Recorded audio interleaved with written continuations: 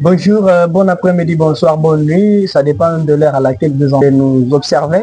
Nous sommes la découverte à télévision. Nous nous retrouvons aujourd'hui dans les territoires de Demba où nous allons vous faire vivre beaucoup de réalités sur certains travaux qui sont en train de s'exécuter sur l'état actuel de l'environnement de la commune rurale du territoire de Demba, qui est le siège administratif de ce territoire. Demba, bien sûr, qui est l'un de 5 territoires de la province du Kasaï central. Chaque fois que vous êtes en train de nous suivre comme ça, n'oubliez pas de vous abonner massivement à notre chaîne, de liker, de partager nos réalisations pour ne rien manquer.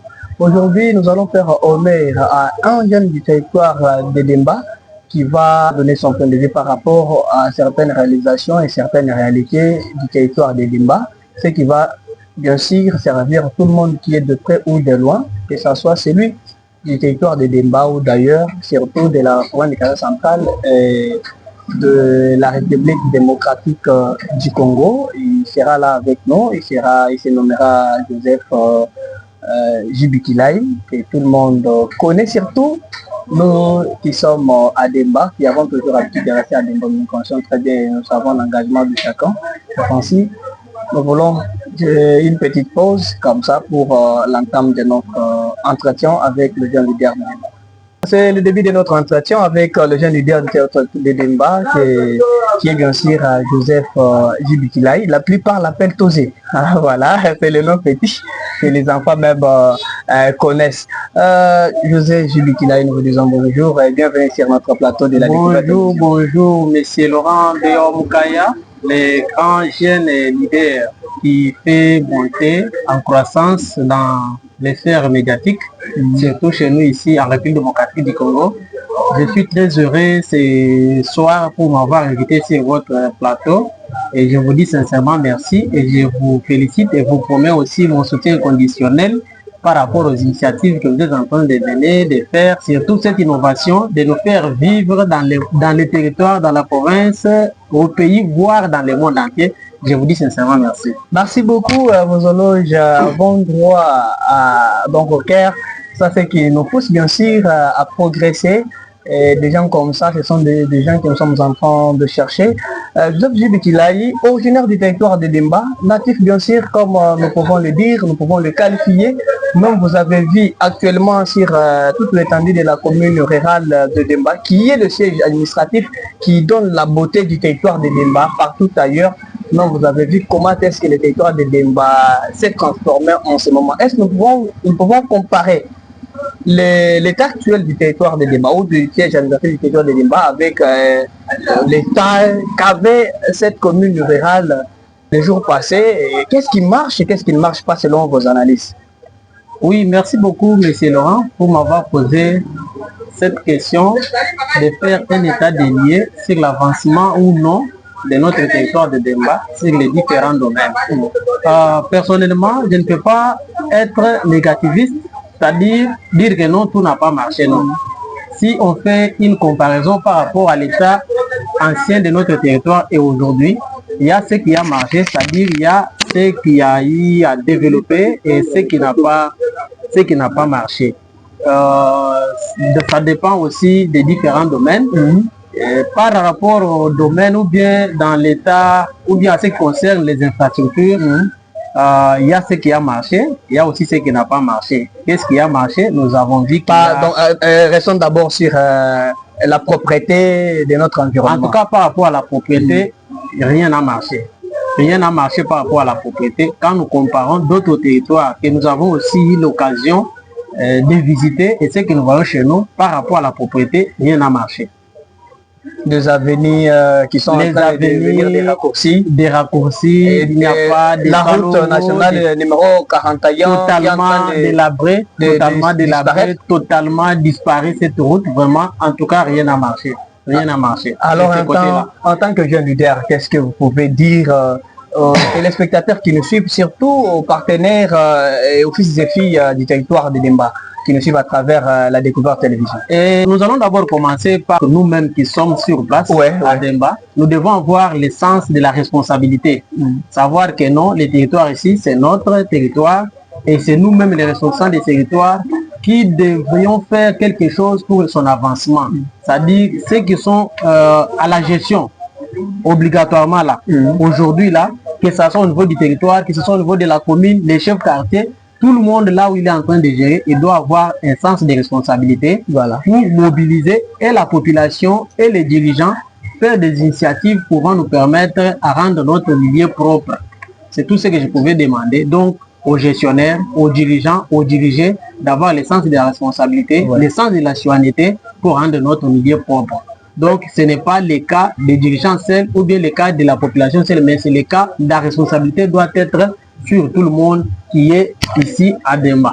La population est déjà enfoncée dans l'oubli il y a longtemps parce que dans certains moments que nous étions là, nous avions vu que il y avait chaque samedi, c'est peut-être là-bas on avait d'abord les bureaux de la cité, où les chefs quartiers sensibilisaient à travers leurs cellules respectives, la population. Chaque dimanche il y avait salon. Et aujourd'hui la population est restée dans l'embarras. On ne sait pas si les autorités, par exemple l'autorité communale qui est là sur place, si peut-être il peut instruire de nouveau les chefs des quartiers et leurs cellulaires de manière que les gens puissent revenir dans le rythme. Je ne sais pas si les gens vont exécuter parce que peut-être c'est déjà dans l'oubli. C'est pourquoi nous avons dit que tout le monde doit être responsable de tout ce qui se passe ici à Demba concernant son développement.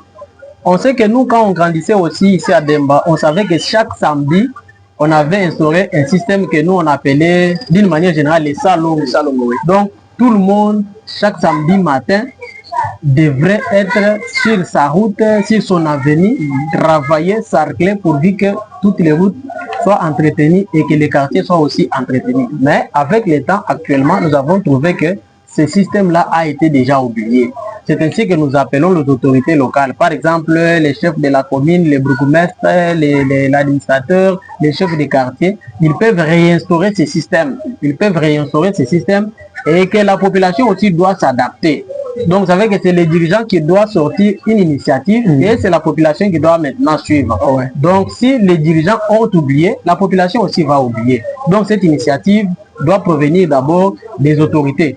Quand nous avons parlé des autorités, nous avons vu les bourgmestres de la commune, l'administrateur du territoire, les chefs des quartiers. Ils peuvent réinstaurer ce système de salons chaque samedi. Vous verrez que notre milieu sera toujours propre comme ça a été auparavant.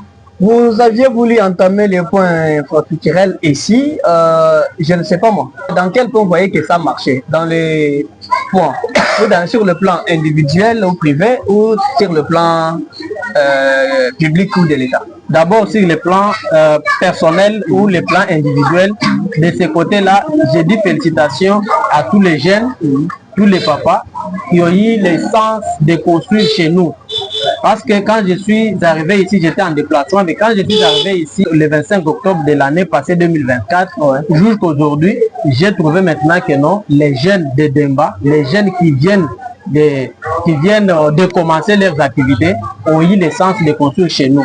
C'est tout le monde qui fait un effort de construire quand même une maison considérable, de construire quand même quelque chose qui peut faire la beauté de ces territoires. Du côté privé, je salue vraiment, les jeunes ont construit, ils sont en train de construire, les autres ont des projets. Je pense que les années qui viennent, Demba sera transformé. Là, c'est du côté personnel, bien du côté privé. Mais du côté public, là-bas, vraiment, ça n'a pas totalement marché. Ça n'a pas totalement marché. Pourquoi? Parce qu'il n'y a pas eu l'inauguration surtout des bureaux, des centres de santé, des écoles ou bien des bâtiments publics. Depuis que je suis là, on n'a pas inauguré. Comme on n'a pas inauguré, malgré qu'on a commencé, mais on n'a pas inauguré, c'est-à-dire on n'a pas achevé. C'est pourquoi je dis que du côté là, ça n'a pas totalement marché. Ça n'a pas totalement marché.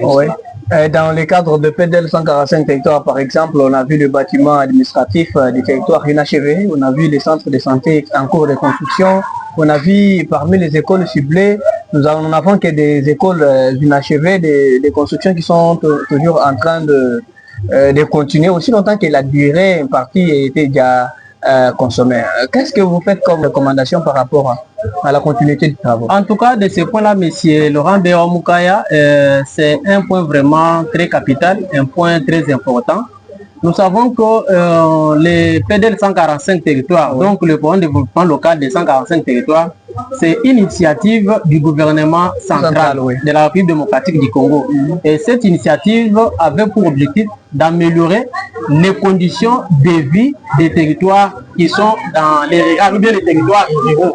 C'est pourquoi le président de la République, avec cette initiative, avait voulu le développement au niveau de la base. Et cette activité devrait concerner la construction des écoles, des centres de santé, la réhabilitation des routes, construction aussi des routes des aires agricoles. Mais par rapport à cela, chez nous, nous avons vu les bâtiments administratifs qui est ici inachevé. Il est presque à la fin, mais il n'est pas encore achevé, il est presque à la fin. On ne sait pas où est-ce qu'on est bloqué. Nous avons vu des centres de santé qui sont en construction, on n'a pas achevé, on ne sait pas qu'est-ce qui bloque. Mais du côté des routes et des déserts agricoles, un domaine vraiment très capital. Rien n'a été fait. Rien, là-bas, rien n'a été fait. Toutes les routes des déserts agricoles ici à Demba. Nous voyons par exemple la route qui doit mener vers Bakwaouadje là-bas, vers Mwanzangouma. Là, je profite aussi de cette occasion pour féliciter notre cher honorable député provincial Adel Mpanda, qui a construit un pont là-bas pour permettre le passage de nos mamans, de nos jeunes qui font la route, ou bien les commerces, ou bien les activités de ce côté-là. En tout cas, il a eu une bonne initiative. Nous les félicitons aussi en passant. Mais cette route-là, c'est une route d'importance capitale. Cette route-là n'est pas réhabilitée, n'est pas construite. Ici, quand nous partons du côté Bakwamba, rien n'est fait. Quand nous partons du côté Djinanga, Tchabaloulou là-bas, Lombelo aussi là-bas, rien n'a été fait. C'est pourquoi, pour y aller, ou bien pour parvenir à achever ces travaux, nous avons des députés provinciaux, nous avons des députés nationaux. Ce sont eux qui doivent aller fouiller, voir les maîtres d'ouvrage, donc les entreprises, les sociétés qui devraient exécuter ces travaux, pour voir sont bloqués à quel niveau. Ce sont eux qui ont cette responsabilité pour faire les démarches afin de voir où est-ce que les sociétés ou bien les entreprises qui avaient eu des financements pour exécuter ces travaux, elles sont bloquées à quel niveau. Et alors, à partir d'eux, ils peuvent intervenir pourvu qu'à Demba, nous puissions aussi assister à des inaugurations des centres de santé, des bâtiments administratifs, des écoles, qui sont aussi construits dans ces programmes de PDL 145 territoires. C'est tout ce que moi je pouvais demander. Là, je vais juste demander seulement aux députés qui doivent faire un effort pour plaider, pour intervenir, afin que ces travaux soient exécutés vraiment le plus vite que possible. Un appel politique lancé aux députés tant provinciaux que nationaux du territoire de Demba pour revoir les blocages, je trouve à quel niveau pour l'exécution des travaux de PDL 145 territoires dans les territoires de Demba où ils ont été élus. Alors, nous avons vu les bâtiments du bureau d'État, je suis de l'autre côté de la police nationale congolaise. Depuis un moment, je peux dire que là-bas, nous, on était peut-être à 15 ans, les bâtiments avaient connu un problème. Il a été écroulé par un vent violent d'une pluie. Et jusqu'au jour d'aujourd'hui, il y a les détenus qui sont là, il y a les policiers qui travaillent, il y a les OPG qui sont là. Peut-être que nous pouvons assister à des gars qui vont peut-être nous amener à une perte en vie humaine. Mais les bâtiments jusque-là n'est pas construit. Maintenant, ça va regarder aussi du côté de l'État. Et il s'agit de quel État? Local du territoire de Demba, la province de l'État central, l'État congolais qui est le pouvoir central, ou peut-être ça regarde ne fût-ce que les autorités policières. Monsieur Laura, l'État vraiment, c'est ces bureaux-là, ou de ces bâtiments-là, vraiment, ça nous fait couler des larmes aux yeux. Parce que nous sommes en plein territoire, en pleine cité, où on devrait quand même avoir des bâtiments considérables, des bureaux représentables qui sont au niveau de notre territoire. Mais vu l'état actuel de ces bâtiments-là, vu l'état actuel de ces bureaux-là, vraiment, ça n'honore pas ni les autorités locales, ni les représentants qui sont élus dans ces territoires ou des territoires d'une manière générale. Je sais que ces bureaux-là, on arrête des gens, il y a des gens qui sont jugés là-bas, on donne des amendes là-bas, on condamne les gens là-bas, on demande des amendes, il y a de l'argent, des cash que les gens payent là-bas, qui sont arrêtés, jugés dans ces bureaux-là. Et même si le gouvernement provincial, même si le gouvernement national n'a pas eu à faire quelque chose pour construire ces bâtiments-là, quand même les autorités locales pouvaient quand même penser à faire quelque chose pour juste honorer l'image de ces territoires. Voyez par exemple les bâtiments ou bien les bureaux du tribunal de paix qui a été construit récemment par l'honorable député Thierry Moulomba Panagé. Ça n'a pas été seulement le cas vraiment du gouvernement central. C'est juste un natif de Demba qui a vu que non, le préfet de Demba n'a pas un bureau, n'a pas un cadre pouvant lui permettre de rendre un bon travail. C'est ainsi qu'il a jugé, il a pensé par ses moyens propres de faire quelque chose comme ce préfet-là. Et si tout le monde passait aujourd'hui là-bas, ça va seulement de l'intérêt de la population et ça va honorer aussi le territoire de Demba. C'est pourquoi nous pouvons aussi appeler le même sens de patriotisme à une autre personnalité de Demba, que ce soit les autorités locales, que ce soit les députés, que ce soit aussi une autre personne de bonne volonté. Il y a aussi des moyens. Il peut aussi faire quelque chose là-bas juste pour que les gens qui travaillent là-bas puissent travailler dans les meilleures conditions. Même aussi, on peut parler même de l'organisation interne. Les policiers qui travaillent là-bas. Nous avons un colonel sur place. Nous avons les autorités policières. Ils arrêtent les gens paient des amendes. Comme organisation interne, ils peuvent s'organiser eux-mêmes et faire quelque chose, même acheter même des briques simples ici. On construit quelque chose là-bas, ça va honorer. Mais l'état de ce qui est là-bas, vous allez risquer un jour, attendre que non, il y a un mur qui est écroulé là-bas. Et les gens qui sont arrêtés là-bas, peut-être les autres sont morts, les autres sont facturés. Pourquoi? Parce que ces bâtiments-là, bien ces bureaux-là, n'est pas en bon état et ça ne peut pas même permettre qu'on puisse garder les gens dans de telles conditions. Donc, il faudrait que l'organisation interne, les autorités policières peuvent penser pour faire quelque chose là-bas parce qu'ils trouvent de l'argent là-bas. Ou soit quelqu'un de bonne volonté peut nous faire quelque chose là-bas pour honorer notre territoire. Sinon, ça ne va pas. Quelqu'un de bonne volonté peut faire quelque chose pour honorer notre territoire. Voilà, c'est ce que vient de dire Joseph Zibikilaï. Dans le cadre sanitaire, nous avons visité l'hôpital général de référence de Demba, Salé Désiré. Là-bas, il n'y a pas de lit. En qualité, pouvant aider les malades, les patients à être très à l'aise lorsqu'ils sont pendant leur temps de souffrance. Donc, je peux dire que 0,2% des lits en qualité de recevoir les malades. Et époque de quoi vous trouverez que le patient occupe un même lit. Les deux patients différents, mais qui occupent un même lit. Vous savez que c'est dans un milieu sanitaire, peut-être il y a des contaminations, on ne sait pas. Vous souffrez de quelle maladie? Moi aussi, je viens d'où? Qu'est-ce que j'ai comme maladie? Mais on vous associe sur un même lit. Alors, qu'est-ce que vous avez comme constat et qu'est-ce que vous donnez comme recommandation? Vraiment, c'est aussi un constat amer par rapport à cette situation que vous venez d'évoquer. Mais récemment, j'étais de passage du côté de la paroisse Saint-Pierre en Mbacité. J'avais vu là-bas à peu près 3 camions là-bas.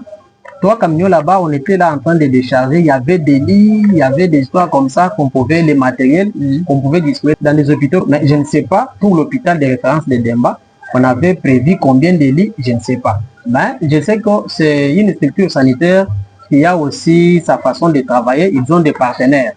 Donc, ils doivent faire des rapports, demander aux partenaires qui soutiennent cet hôpital-là de faire quelque chose, donc d'équiper cet hôpital-là. Et vous savez aussi que la construction et la réhabilitation des centres de santé et des hôpitaux, ça se trouve aussi dans le cadre des programmes des PDL 145 territoires.